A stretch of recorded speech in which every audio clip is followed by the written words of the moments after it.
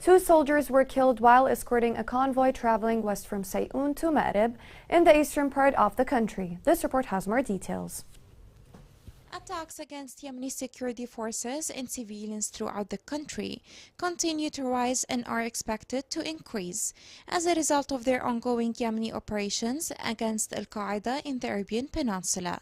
Continuous escalation and daily violations on various fronts of different Yemeni governorates. Yesterday, the UN stated that two troops from Yemen's pro-government forces were killed in an armed ambush on a United Nations convoy in eastern Yemen. According to a statement from the UN's International Office of Migration spokeswoman, the two soldiers were killed while escorting a convoy traveling west from Sayoun to Ma'rib in the eastern part of the country.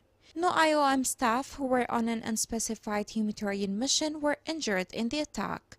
No further details about the incident were given. A tribal leader from the area and a UN official told the Associated Press that the ambush took place near the town of El Abr in Yemen's eastern Hadramaut province. In a separate statement issued by Lieutenant General Saleh Mohammed of Yemen's Special Tasks Battalion, an official branch of the Saudi-backed army, the two men were identified as Salim Saeed Karwan and Salim Mubarak al-Bahri. However, the attackers have not been identified. Previously, a car bomb attack on the convoy of a Yemeni military official was conducted in the southern port city of Aden, killing at least 6 people, 5 civilians and 1 military officer, and 6 others were seriously wounded in the attack. There was also no immediate claim of responsibility for the attack, but Al-Qaeda militants have stepped up their operations in South Yemen recently. The security forces assert that these repeated provocations will only increase the passion and resistance of the fighting heroes, in the interest of completing the battle of liberation and ridding the homeland of any terrorist groups. Massam Project announced the seizure of 999 mines, unexploded ordnance and explosive devices in a week. The project stated that from the beginning of this December until December 9, it cleared 70 anti-personnel mines, 108 anti-tank mines and more than 800 unexploded devices. They pointed out that the total number of mines removed since the beginning amounted to more than 300,000 mines in various governorates. أنا جميلة قاسم مهيوب طلعت أريد غنم رجعت كده أريه تبت الجراجة دعست بيد أول شيء بيد الرجل اليسار الثاني ما اسمه بادئ رقدت لفوق كده ما انفجر بس لعس كده هذا وبعدين حسيت زي اللهبة طلع بجسمي فعلا جسمي جلس كله عفاسق بعده امشي الدنيا ده كله واني مرتاح الان مانيش مرتاح واني جالسه اثر علي كثير كيف ما اثرش علي حسيت بكل حاجه انني ناقص كل شيء لما كنت تمشي بنت رافع راسك وانت تمشي ما تحس باي حاجه. Government forces stopped an infiltration attempt by the Houthi militia west of Al-Dala. A military source said that the elements of the Houthi militia tried to attack Al-Fakhir front west of Qataba district. The sources confirmed that the government forces stopped the attempt and forced the militia members to flee, resulting in losses in number on their tanks. In Taiz, the Houthi militia sniper stationed in Tabit al-Sabr targeted a child in front of his house. Sources confirmed that the child was hit in the head, and this is the second injury after he was injured weeks ago by Houthi militia snipers. He was taken to a hospital and right now he is in the intensive care. محمد عمار طبعا للمرة الثانية يقنص ونحن يعني For the second time, this child is being injured. The first time he was shot on his shoulder. This time the injury is severe by the Houthi sniper who is located in Tabbat al-Hamid. The Houthi militia can tell if the victim is civilian or armed, so this targeting is systematic and intended. We wish the Houthi militia would subject to judicial trial. The British ambassador to Yemen is concerned about the measures and practices implemented by the Houthi militia, which is going to harm the ability of Yemeni women to maintain jobs and will harm Yemen's economy. This report has more details. The United Kingdom has threatened to take measures that will lead to the imposition of sanctions against Houthi leaders in connection with the violations committed by the group against Yemeni women, similar to those taken against one of the leaders of the group, the Sultan Zaban. The British ambassador to Yemen, Richard Oppenheim, said that the measures and practices implemented by the Houthi group will harm the ability of Yemeni women to maintain jobs, which will harm Yemen's economy and prevent them from accessing health care, shedding light on the increasingly authoritarian moves of the Houthis, especially the Mahram or the male escort law and the new code of conduct for civil servants, which will lead to curbing the freedom of Yemenis and crushing any space for dissent. Oppenheim spoke about the personality of Yemeni women with admiration. He described her as a very strong and intelligent woman and stressed that Yemen needs women to benefit from their talents and support them. And women in Yemen are often the breadwinners because if their husbands are killed in the war, they need to earn money, but they also need to run the household. So they are under more pressure. The United Nations envoy to Yemen, Hans Granberg, reviewed the practices of the Houthi militia against women, such as depriving them from the right to freedom of movement, and the impact of this on all Yemeni women in militia-controlled areas, including female employees of the United Nations. He said there is no justification for them. In his recent briefing to the Security Council, he recalled the desperate effect of the conflict, which women in Yemen are still suffering from, and the essential role that women should play in all aspects of any inclusive political process. The Houthi measures, which have come to be known as the Law of Mahram, in addition to the Code of Conduct, which is the elimination of the Constitution and all the rights agreed upon by the outcomes of the national dialogue, and it aims to strengthen subordination and pure mandate. Women are the biggest losers because the Houthi militias reinforces in the Law of Code of Conduct their enslavement and degradation. And economically, this will cause the family greater financial burdens because many working women will not be able to move or be treated in another region. It's a demonic code that enslaves women and Yemenis. 15 children have died by measles in 7 months, in addition to the infection of more than 1,000 patients of this sickness. This report has more details.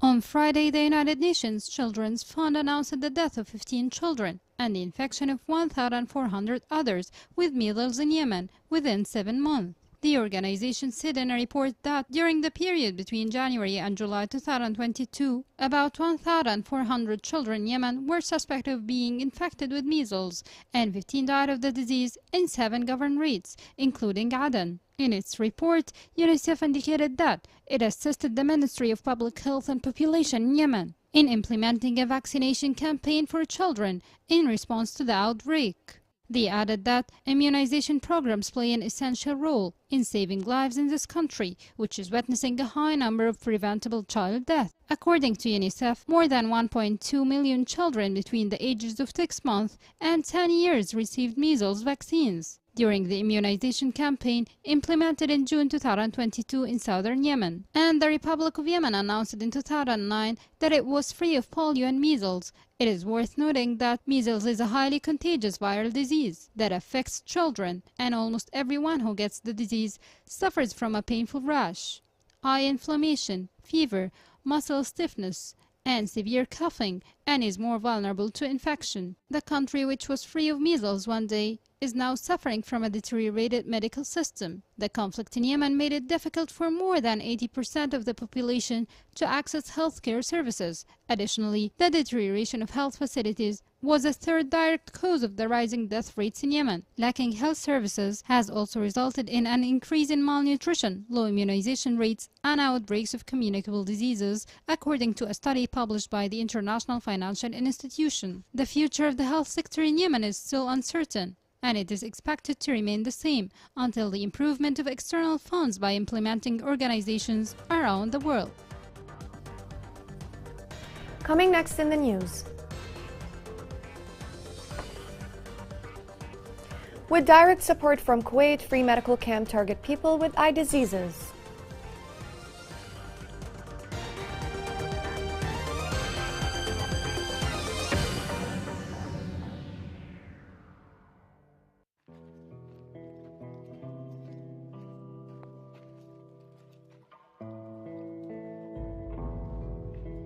أنا خارج ألعب جهة أصحابي وهو الرموا علينا إن إحنا لو ندير موقع لي أصحابي راحوا يدعوا أصحاب المخيم بالجنس راحوا جايين.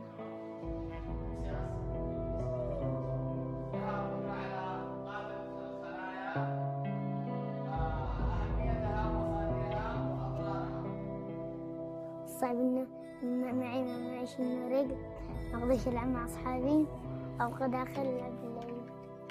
اصلا الولد ما لب ما بتم اي حاجه، ولما يشوف اصحابه يلعبوا هما برجل واحده يتعقد الولد الحركات والزمام. هذا اثر علينا كلنا، الوالده والوالد. كنت قاعدة نروح المصيف، كنت ألعب كورة وأجري برجلي وألعب مع أصحابي، بعدين أبي صغير والآن ما أقدرش. Welcome back. The suffering of people with special needs increases in Al-Dala and Yemen, and their pains increase as a result of the war. People like Latifa Abdullah were able to overcome their disabilities. This report has more details. Latifa, a girl from the city of Qataba in Al-Dala, has been handicapped since birth due to health problems in her spine and right leg, which prevented her from practicing her life normally. Despite the great difficulties she faced in her childhood, she was determined to challenge her disability to create with her determination, will, and support a story of success and excellence in her scientific and practical life. She was able to complete her education and obtain a diploma in laboratories after high school, with the support and encouragement of her family, and to work as a volunteer in a Salem governmental hospital in Qataba, without a monthly salary, in the hope of obtaining a job degree and achieving part of her dreams and aspirations. My name is Latifa Abdullah Shabani. I am from Qataba district in Al-Dala governorate.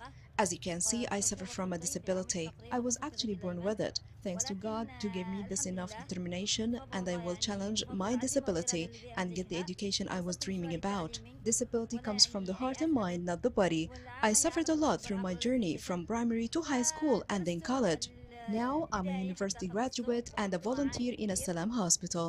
Latifa gets up every morning to go to work with her small car that helps her reach her place of work, and which she was unable to pay its installments, refusing to give up to the isolation that people with disabilities suffer from in Yemen. Latifa has many dreams and aspirations to continue her education and achieve great success in life. بمناسبة اليوم العالمي لذو الهمم حبيت أن أوجه نصيحتي. In the event of the International Day for People with Disabilities, I would like to give an advice to every disabled person to confront the society and do their best and to adapt to their condition. They have to achieve their dreams and overcome all the barriers and not to let anything stand in their way. I also want to ask the governmental institutions and the organizations to help the disabled people to receive education and find proper jobs after. The United Nations has designated the 3rd of December of each year as the International Day for supporting people with disabilities, but the reality says otherwise. Disabled people in Al-Dala and all governorates of the country complain of their marginalization, the loss of their rights, and lack of support, in addition to the increase in their numbers due to the war and the absence of a governmental and humanitarian role towards them. The Office of the United Nations High Commissioner organized the Justice and Law Conference in Aden. At the conference, the representative of the Presidential Council affirmed that the state is committed to all international resolutions. He also added for his part that the representative of the Judicial Council explained that he gave numerous treatments of some issues in the past periods. Number 5 Women's Summit was held today in the interim capital Aden. The summit was organized by the Wujud Foundation for Human Security with the support of international partners under the slogan, Our Strength, Our Struggle, Our Efforts. The two-day summit came with the participation of 200 people from the political, social, and cultural spectrums. Hours of power cut increased in many districts in Aden. This came a day after the Electricity Corporation announced that the amount of fuel had run out. Local residents in separate neighborhoods in the districts of Aden said that the hours of power cuts increased to more than 4 hours compared to an hour and a half of power generation. Dozens of people carried out a protest in front of the temporary local authority building in Taiz to denounce the failure to provide domestic gas. The protesters demanded that the heads of families from the local authority and the Yemeni gas company to provide domestic gas and develop urgent solutions to this crisis. The Undersecretary of Marib discussed with the UNDP representative aspects of strengthening partnership. This came in order to help the local authority and society to recover from the war by the Houthi militia on Yemeni people. The meeting touched on the projects and activities that have been implemented in aspects of firming institutional capacities and services in the aspects of health, education, water, and capacity building. Medical camps are a window of hope for many sick and weak people with no income, through which citizens find a chance to ease their suffering, especially patients with eye problems. This report has more details. Medical camps are life-saving for many sick and weak people with limited income, through which citizens find an opportunity to alleviate their suffering, especially patients with optical illnesses. Among the many ophthalmic patients, Haj Maqtouf Isa had his treatment opportunity for free after great suffering and his inability to overcome it due to his difficult limited income in the city of Al-Shahr in Hadramaut. We thank people in charge of this medical camp and all who have contributed to it. I am one of the beneficiaries in this camp that receives patients throughout this week. Hopefully, there will be more camps in Al-Shahr because people are suffering from financial issues. The camp was implemented with generous sponsorship and generous funding from Al-Kuwaiti Al-Najat Charitable Foundation and under the supervision of the Public Health and Population Office in the coast of Hadramaut. It targeted more than 500 cases that were examined, and surgical operations were performed to remove cataracts and implant lenses in Al-Shahr General Hospital. Approximately 163 cataract operations have been done in the medical camp. 500 cases were targeted. This camp is sponsored by the Kuwaiti Al-Najat Charitable Foundation and under the supervision of the Ministry of Health and Population through the Good Hands Association and Ru'a Clinic for Ophthalmology. Thank you for all who have participated and contributed in this camp. At a high pace and with good and uplifting humanitarian goals, the camp contributed with its services to alleviating the suffering of most of these patients due to the difficult economic and living conditions. We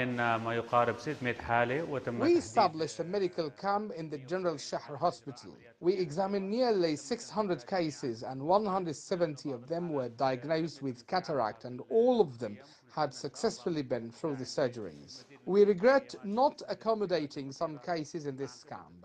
We thank Al-Najat Charitable Foundation and the Good Hands Foundation to make this camp a success and help the people with low income.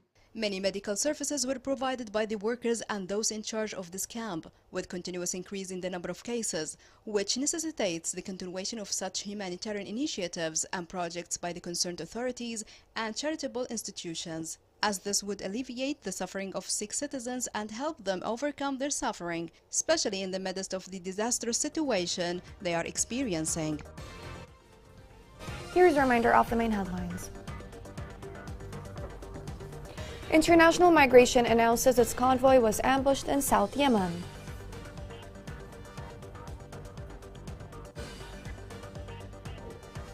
Houthi snipers continue to attack civilians in Taiz.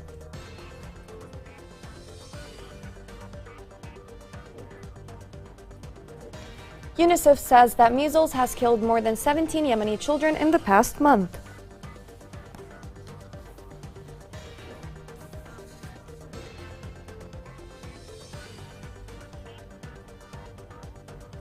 This is the end of the news. Thank you for watching.